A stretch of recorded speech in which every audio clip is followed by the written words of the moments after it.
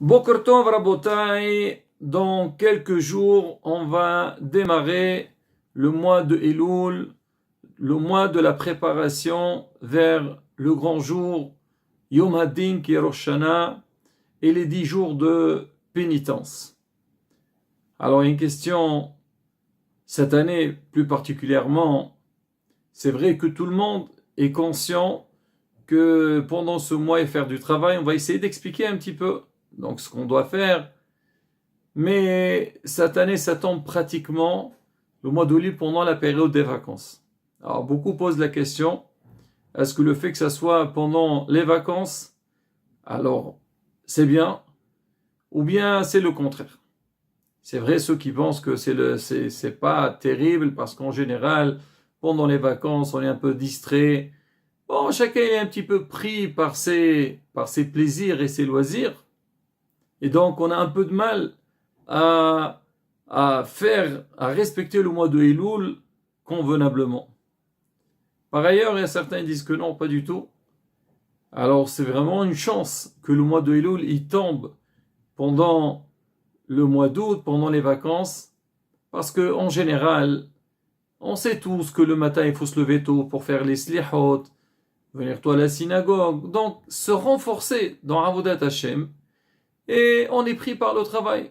Alors, tout le monde doit sortir tôt de la synagogue pour aller travailler, on ne peut pas se permettre de se lever très tôt parce qu'on est fatigué dans la journée, on n'est pas vraiment occupé, on n'a pas vraiment la force de faire le nécessaire pendant cette période. Alors que maintenant que c'est les vacances, donc on a plus de temps, le matin on peut se permettre de se lever tôt et faire les slihot, les tfilot, fixer des moments d'étude. On est moins pris par notre travail et nos préoccupations, et bien on aura plus de force à travailler pendant le mois de Elul.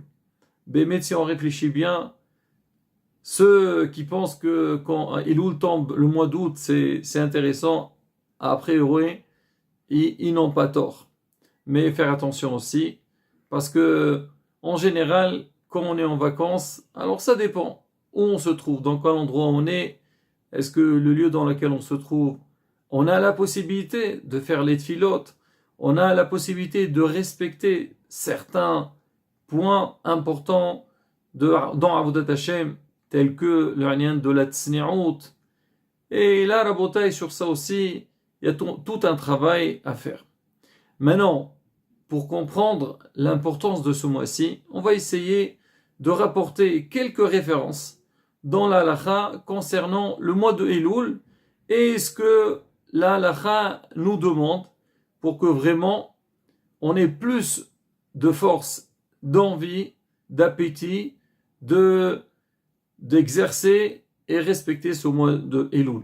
Alors le Shulchan Aruch il commence sur ces halakhot-là, il dit נוהגים לקום באשמורת לומר סעוד דענו מראש חודש אלול ואילך עד יום הכיפורים. Donc le minhag des Sfaradim de se lever tôt le matin pour faire les slihot depuis Rosh Chodesh jusqu'au jour de Kippour. Alors, il faut bien expliquer ça qu'on dit à partir de Rosh Chodesh, en fait c'est le lendemain de Rosh Chodesh. Parce que Rosh Chodesh lui-même, on n'a pas le droit de faire les tahanonim. Et on sait tous que les slihot, il y a sans arrêt wa ya'avor, il y a beaucoup de passages qu'on ne peut pas les faire. Donc, ni Shabbat, ni Rosh Chodesh. Et donc, la Kavana, c'est le lendemain. Les Sahot, c'est le lendemain de Rosh Chodesh. Mais c'est pas pour ça que le Rosh Chodesh lui-même, on doit rien faire. Certains, ils commencent déjà à faire Tehillim. Alors, c'est rapporté dans la Lacha. Il y a beaucoup qui essayent de finir pendant le mois de Elul 2 fois le Tehillim, Kiminyan Kaper. Alors il y a 150 fois 2, ça fait 300, on a 30 jours. Tous les jours on fait 10 prakim de Tehillim. Ceux qui font plus, il faut continuer à faire ce qu'on a l'habitude de faire. Mais ceux qui n'ont pas l'habitude de faire Tehillim, au moins 10 prakim tous les jours.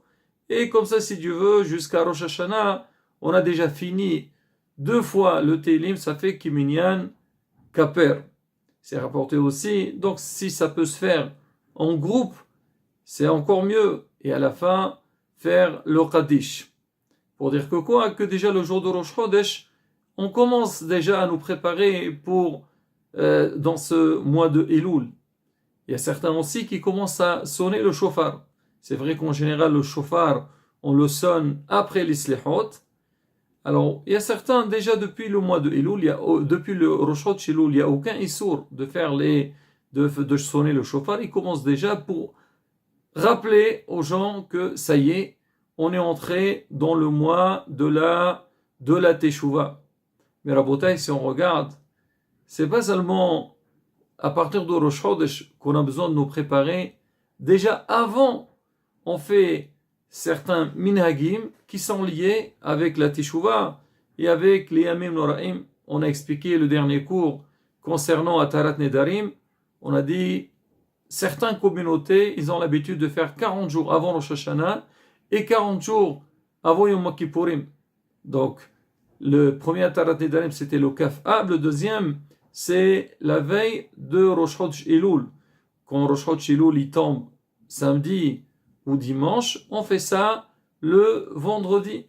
Vendredi, on fait Atarat Nedarim et déjà pour savoir, pour transmettre un message qu'on doit faire très attention à notre bouche.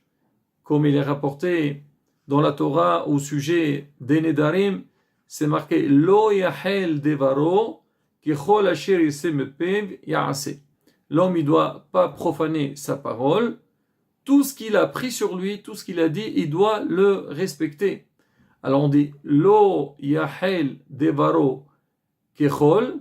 Les dernières lettres de ces 4 mots-là, ça fait Elul. C'est-à-dire le mois de Elul, on doit faire plus attention à notre bouche que tout le long de l'année. Normalement, toute l'année, on doit faire attention. Parce que la bouche, c'est Kadosh. On prie avec, on demande à Kadosh Baruch Hu. Là, encore plus pendant le mois de Elul, et surtout qu'on a besoin de cette période-là de demander à Kadosh Baruch Hu ses rahamim, ses miséricordes, Be'ezrat Hashem, pour que le jour de Rosh Hashanah, il nous écrit dans Sefer HaHayim, Be'ezrat Hashem. Ça déjà, premier minhag qu'on fait la veille de Rosh Chodesh Elul. Il y a aussi, le Kaf Hayim il rapporte, il dit, on sait, il y a beaucoup qui ont l'habitude de faire ce qu'on appelle Kippur Qatan.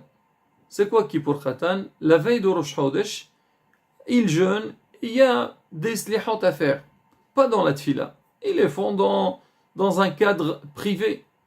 Alors il dit, même ceux qui n'ont pas l'habitude de faire ça tout le long de l'année, c'est-à-dire la veille de tous les Rosh Chodesh, il dit, ça serait bien que la veille de Rosh Chodesh Elul, on essaie de faire ce qu'on appelle Kippur Qatan, c'est-à-dire faire un Ta'anit, et faire les tfilot qu'il faut pour se préparer à Chodesh Elul, à Rahamim. Mais il finit le Kaf Hayim, il dit, il y a un Shem assez, il y a des gens qui n'ont pas l'habitude de faire. En fait, de qui il parle? Il parle surtout ceux qui sont investis dans l'étude de la Torah. On sait très bien que quand l'homme il jeûne, il est fatigué. On n'est pas bien concentré. C'est normal.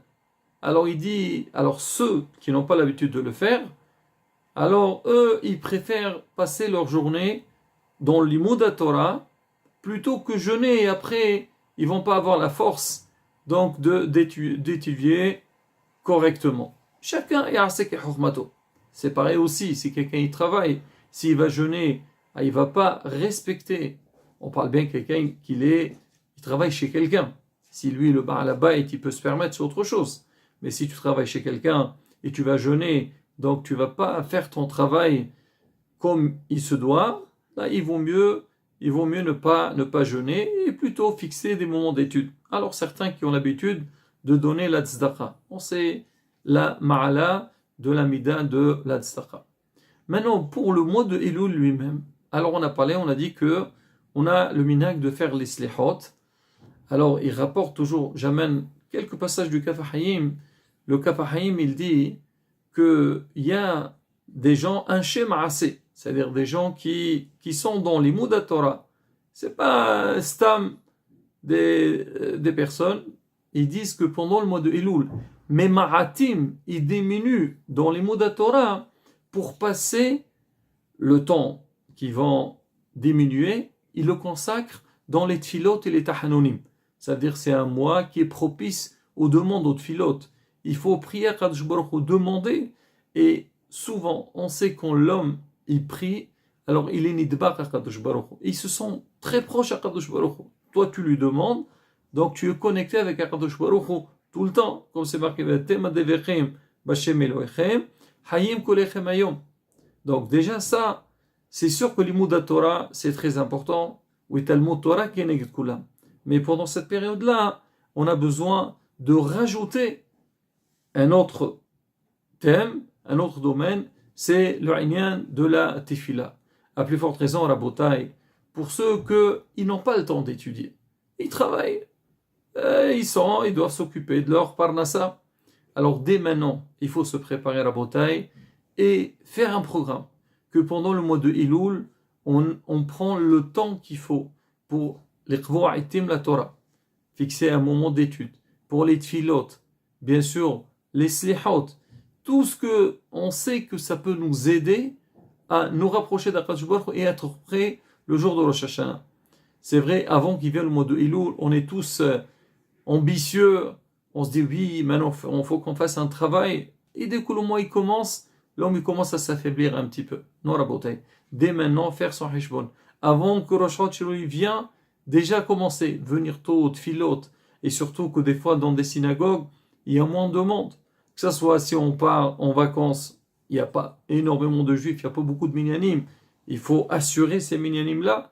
Et même si on est resté sur place, alors en général les synagogues, ils se vident, et des fois ils ont des difficultés pour avoir minyan, il faut venir. Il faut aider pour que Bezrat Hashem on sente. On ne soit pas dégoûté. Oh là là, je viens à la tefila et je perds du temps et les gens ils sont pas là. Et le alim, des fois, on commence à dire des choses comme du n'importe quoi, du lashon hara. Non, être là, encourager les autres. Et surtout, Rabotai, le point le plus important, c'est le nian, l'efashfesh b'ma'asaw. L'homme, il doit vérifier dans ses actions comment l'année elle est passée et j'essaye un petit peu de corriger, de rectifier toutes les fautes que j'ai faites tout le long de l'année et aussi savoir comment je dois m'améliorer. Les Hachamim me disent ça c'est tout le long de l'année, mais au moins le mois de Elul, et quand on dit toujours les femmes Saragra, quand Kadosh Baruch Hu, il voit que l'Am Israël ils font les efforts nécessaires, il essaie de s'approcher de lui, de se corriger, lui aussi de sa part. Bezrat Hashem, il est miséricordieux, mais il sera plus miséricordieux vers nous, Bezrat Hashem, Virtovotano, le Hayim Tovim Shalom, Amen Kerason. Bezrat Hashem, donc comme on dit, ça c'est une petite introduction par rapport au mois de Elul. Et Bezrat Hashem, le prochain cours, on parlera des halachot qui concernent le mois même, et bien sûr, la préparation pour Yom Haddin.